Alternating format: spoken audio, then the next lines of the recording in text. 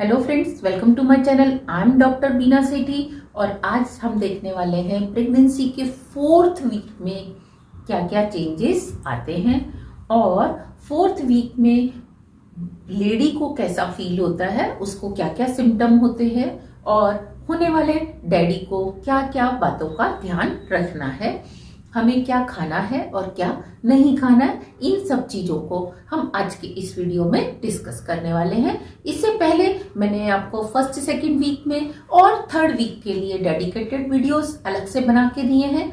आप प्लीज पहले उनको देखिए और फिर आप इस वीक को देखिए। ये 4th वीक ऑफ प्रेगनेंसी को लेकर डेडिकेटेड वीडियो बना रही हूं मैं।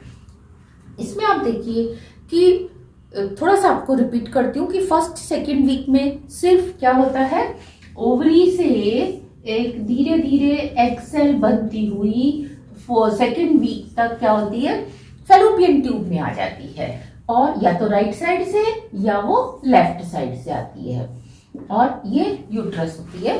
तो यहाँ तक ओवुलेशन होता है और 3rd वीक में या 2nd वीक के लास्ट में बिल्कुल ये सेल जो है वो स्पर्म के साथ क्या करती है, फ्यूज करती है। एक फ्यूजन के बाद जो सेल बनती है उसको जाइगोट कहते हैं और ये जाइगोट धीरे धीरे क्या होता है, डेवलप होता है। एक सेल से इसमें 2 से 4, 4 से 8 इस तरीके से ब्लास्टोसिस्ट बन जाता है जिसका साइज 0.04 मिलीमीटर तक होता है। आप ऐसा समझ सकते हैं कि पेपर पिन का जो हेड होता है, ऑयल पिन का जो हेड होता है उतना, या आप मस्टर्ड सीड को देख सकते हो, मस्टर्ड सीड के जितना होता है।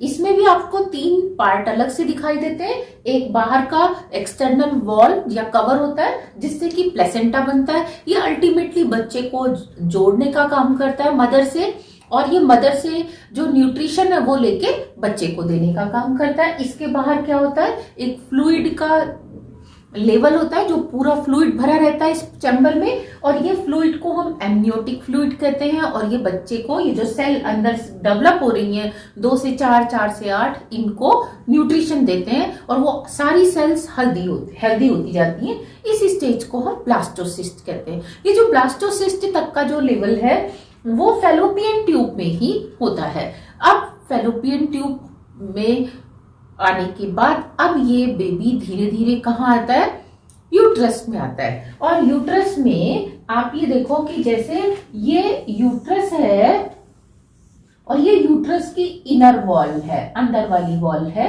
ये जो अंदर वाली वॉल है इसको हम एंडोमेट्रियम बोलते हैं। क्या बोलते हैं हम इसको, एंडोमेट्रियम।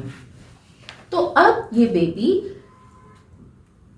5 दिन बाद, किसी केस में 6 दिन बाद, किसी के केस में 8 दिन बाद क्या होता है, ये यहां से सरक के नीचे आता है। अब यूट्रस का स्ट्रक्चर कैसा होता है, ऐसा फ्लैट स्ट्रक्चर नहीं होता, वो तो सिलेंड्रिकल इस तरीके से स्ट्रक्चर होता है और इसके 2 साइड इधर और इधर क्या होते हैं, 2 फैलोपियन ट्यूब्स होती हैं। तो अब ये बेबी जब ऊपर से नीचे आता है तो जरूरी नहीं है कि वो यहीं पे जैसे सरक के स्लिप होके इधर ही जुड़ेगा उस समय, क्योंकि यूट्रस में फ्लूइड होता है। वो इधर भी आ सकता है, इधर भी आ सकता है, ऊपर भी आ सकता है, नीचे भी, इस साइड भी, कहीं पे भी ये बच्चा आ सकता है।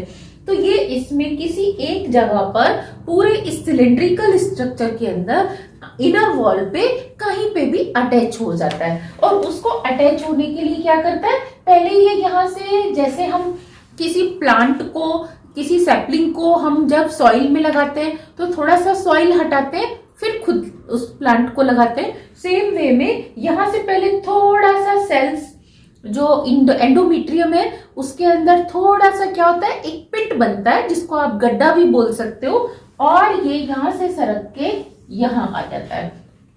अभी इसको, ये जो एंडोमेट्रियम है और ये जो सेल है इसके बीच में अभी कनेक्शन बनाने के लिए प्लेसेंटा नहीं है, पहले ये आके बैठता है और फिर धीरे धीरे, जैसे कोई सीड आप रखते हो, सीड में से धीरे से क्या होता है, फिर वो सेपलिंग बाहर आता है, मीन्स रेडिकल बाहर आता है, तो वो इससे जाके चिपकता है। ऐसे ही इसका ये जो आउटर कवर है ये हेल्प करता है इसका प्लेसेंटा के फॉर्मेशन में। प्लेसेंटा फॉर्मेशन मीन्स उस बेबी को, इस ब्लास्टोसिस्ट को इसके साथ जोड़ने में। और अब हम इस स्टेज को कहते हैं एम्ब्रियो। तो ये एम्ब्रियो का धीरे धीरे फॉर्मेशन स्टार्ट होता है और जब ये इससे आके जुड़ जाता है, ये प्रोसेस कहलाता है इम्प्लांटेशन। इम्प्लांटेशन मतलब बेबी का, बच्चे का जो है मदर की यूट्रस में इनर वॉल से जुड़ना। जब ये जुड़ने का काम होता है तो यहाँ से कुछ स्किन की जो लेयर्स हैं वो हटती हैं, केमिकल से डिसॉल्व होती हैं। इसके कारण आपको नीचे कभी डिस्चार्ज या ब्लीडिंग भी, स्पॉटिंग भी आपको फील हो सकती है इम्प्लांटेशन में। किसी किसी को ये विजिबल होती है, उसको दिखाई देती है, लेकिन किसी किसी के केस में वो यूरिन के टाइम पे बाहर चली जाती है तो वो इसको फील नहीं कर पाते, और किसी को ये बहुत कम होती है, किसी को थोड़ी सी ज्यादा। ये जो इम्प्लांटेशन की ब्लीडिंग है, इसको लेके एक अलग से डेडिकेटेड वीडियो मैंने अपने चैनल पे अपलोड कर रखा है, आप उसको देखिए। क्योंकि इम्प्लांटेशन की ब्लीडिंग जो है जनरली आपके पीरियड से पहले आती है। जो आपके पीरियड की, कमिंग पीरियड की जो ड्यू डेट है, ये उससे पहले होती है। और पीरियड्स जैसे आपके 4 दिन तक चलते हैं, तो ये जो है आपका कभी कभी 1 घंटा, कभी कभी 4 घंटा, मैक्सिमम 1 दिन तक चलती है और उसके बाद ये स्टॉप हो जाती है। इसका कलर भी काफी लाइट होता है और ये काफी थिन होता है, यानी कि लिक्विड ज्यादा होता है इसमें, जबकि जो आपकी पीरियड्स की ब्लीडिंग होती है वो डिफरेंट होती है। तो ये थोड़ा सा उससे डिफरेंट होती है ब्लीडिंग, और ये आपको कम टाइम के लिए होती है। हाँ, लेकिन क्योंकि हार्मोनल चेंजेस हो रहे हैं और यहाँ से वो पूरा स्किन हट रही है, इसकी वजह से आप लेडी को कभी कभी दर्द भी होता है, बैक पेन होता है, कभी लोअर एब्डोमेन में पेन होता है, और कभी कभी आपको वोमिटिंग की सेंसेशन भी होती है कि भाई वोमिट आने वाली है, जी मिचलाता है आपका। तो आपने इन सारी चीजों से घबराना नहीं है। और ये जो 4th वीक है, इसमें ये बेबी 4th वीक के बिगनिंग में भी आके जुड़ सकता है, इम्प्लांटेशन हो सकता है, 4th वीक के मिडिल में भी हो सकता है। और इस वाले पीरियड में लेडी को कोई ज्यादा सिम्टम नहीं होते, सिवाय इसके कि जिस दिन इम्प्लांटेशन होगा, चाहे वो कभी भी हो, उसी दिन क्या होगा कि उसको हल्का सा पेन भी होगा, हल्की सी ब्लीडिंग भी होगी और कभी कभी डिस्चार्ज भी होता है। तो आपने इससे घबराना नहीं है।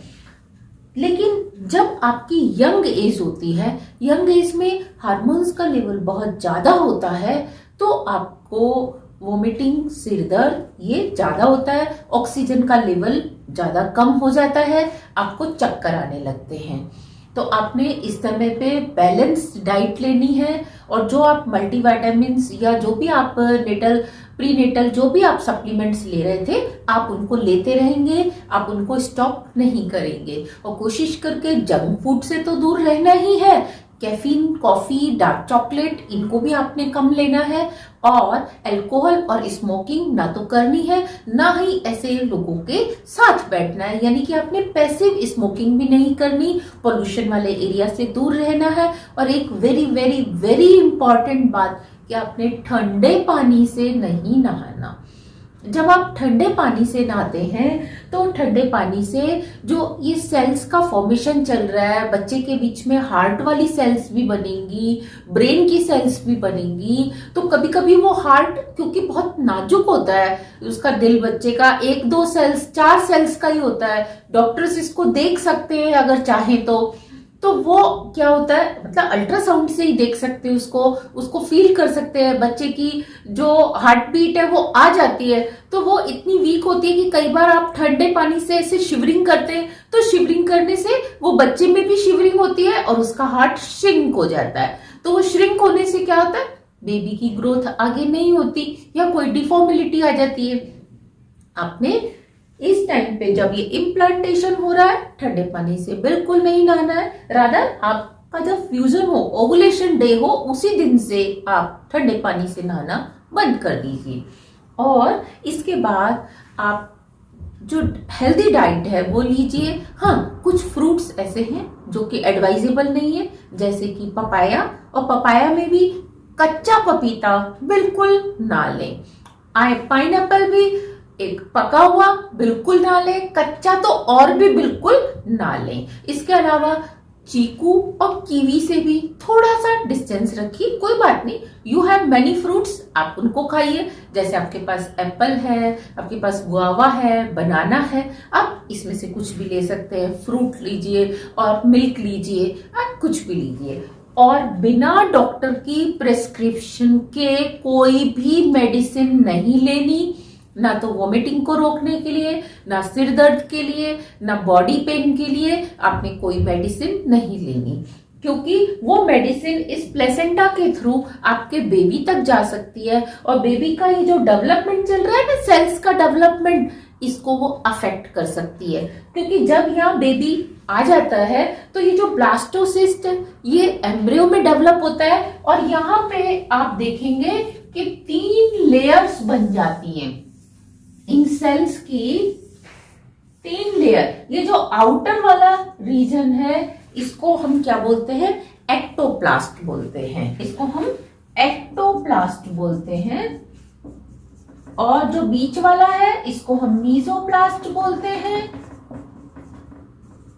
और ये जो सबसे अंदर वाला है इसको हम एंडोप्लास्ट बोलते हैं। और इन तीनों ही सेल्स का, ये वाली सेल्स का, ये वाली सेल्स का, ये वाली सेल्स का क्या होता है, डिफरेंट डिफरेंट रोल होता है। ये जो एक्टोप्लास्ट, ये जो बाहर का एक्टोप्लास्ट है, ये बेबी का ब्रेन इससे बनता है। अगर ये हेल्दी है तो ब्रेन में कोई डिफॉर्मिलिटी नहीं आएगी और ब्रेन का डेवलपमेंट सही होगा, नेल्स का डेवलपमेंट सही होगा, बेबी के हेयर का डेवलपमेंट, स्पाइनल कॉर्ड का, ये बिल्कुल सही होगा। और ये जो मीजोप्लास्ट है इसमें हल्की सी क्या होती है, हार्ट बीट की तरह बीट होती है। इससे हार्ट बनता है, आपकी वेन्स बनती हैं और आपकी मसल्स इससे बनती हैं। और जो एंडोप्लास्ट है इससे आपकी जो लंग्स हैं वो बनते हैं, आपकी जितनी भी इंटेस्टाइन है, स्मॉल इंटेस्टाइन, लीवर, स्टोमक, ये सारा सिस्टम इससे डेवलप होता है। तो आपके जो इनर बॉडी पार्ट्स हैं बेबी के, वो एंडोमेट्रियम से, ये जो एंडोप्लास्ट है इससे डेवलप होते हैं। तो आपने अगर कोई भी दवाई ली, या आपने स्मोकिंग किया, या आपने अल्कोहल लिया, कोई ड्रग्स ली, या आपने कैफीन ज्यादा लिया, डार्क चॉकलेट ली, तो वो इनडायरेक्टली इस प्लेसेंटा से एम्ब्रियो में आ जाती हैं और उसकी ग्रोथ को अफेक्ट करती हैं, डिफॉर्मिलिटीज लाती हैं। तो आपने इस टाइम पे खास ध्यान रखना है, हेल्दी फ्रूट लेना है, मेडिसिन नहीं लेनी, और किसी एक पर्टिकुलर फ्रूट को ज्यादा नहीं लेना। ज्यादातर जो न्यूली मैरिड होते हैं, जब फर्स्ट बेबी होता है, तो हस्बैंड्स ऐसे केस में अपनी वाइफ को बहुत ज्यादा पैम्पर करते हैं, या वाइफ ज्यादा पैम्परिंग लेती हैं। तो वो क्या करते हैं, किसी एक फ्रूट को, कि मेरा तो यही खाने का मन कर रहा है, डे नाइट वो किसी एक फ्रूट के ऊपर आ जाती है, या एक ही डाइट के ऊपर आ जाती है। ऐसा बिल्कुल ना करें, क्योंकि ये आपके बेबी की हेल्थ के लिए अच्छा नहीं है। आप बैलेंस्ड डाइट लें, उसमें ग्रीन वेजिटेबल भी हो, उसमें दाल भी हो, उसमें दूध भी हो, और उसमें कार्बोहाइड्रेट्स भी हो, उसमें मिनरल्स भी हो। आप इस तरह की डाइट लीजिए, ठीक है। जो आपको पसंद है वो थोड़ा सा ज्यादा ले लीजिए, लेकिन बाकी डाइट को आपने अवॉइड नहीं करना है। और डैडी ने खासतौर से ध्यान रखना है कि वो अपनी वाइफ को ना तो बहुत ज्यादा टेंशन दें और ना ही बहुत ज्यादा एक्साइटेड रहें, क्योंकि दोनों ही केसेस में इम्प्लांटेशन और बेबी की ग्रोथ के ऊपर फर्क होता है। आप अगर बैलेंस रहेंगे तो आप अपनी वाइफ को भी बैलेंस रखेंगे। तो 4th वीक के एंड तक क्या होता है, आपको ऑलमोस्ट हल्का हल्का सा फीलिंग होने लगती है कि यस कंसीव हो गया है या नहीं हुआ है। लेकिन जब तक पीरियड मिस ना हो, आपने उसकी टेस्टिंग नहीं करनी है। और ये जो मैंने 4th वीक काउंट किया है, ये उनके लिए काउंट किया है जिनकी की साइकिल, पीरियड साइकिल 28 डेज की है। लेकिन जिनकी 28 डेज की नहीं है, तो उनको क्या करना है, 2nd वीक ऑफ ओवुलेशन देखना है कि ओवुलेशन जिस दिन हुआ उससे 2nd वीक, ये उनका 4th वीक होगा। तो क्योंकि उनका ओवुलेशन जरूरी नहीं कि 3rd वीक में हुआ हो या 2nd के लास्ट में, हो सकता है उनके थर्ड के लास्ट में हुआ, तो आपने अपनी अपनी कैलकुलेशन अपने हिसाब से करनी है। ये मेरी जो कैलकुलेशन है ये 28 डेज के लिए है और 28 डेज के साइकिल के लिए ये 4th वीक की सारी चीजें मैंने आपको बताई हैं। इसमें if you have any query please write in my comment section and I will try to solve your queries also और take appointment on my WhatsApp number. इसके अलावा मैंने एक और चैनल बनाया है डॉक्टर बीना सेठी। उसकी स्पेलिंग इस तरीके से है डॉक्टर बीना सेठी SETHI। तो आप इस चैनल को भी देखें, लाइक करें, सब्सक्राइब करें। इस पर भी मैंने बहुत सारे इंफॉर्मेटिव वीडियोस आपके लिए डाले हैं और इसको उतना ही प्यार दें इस चैनल को जितना आप मेरे इस चैनल को दे रहे हैं। Thank you very much, all the very best and happy pregnancy.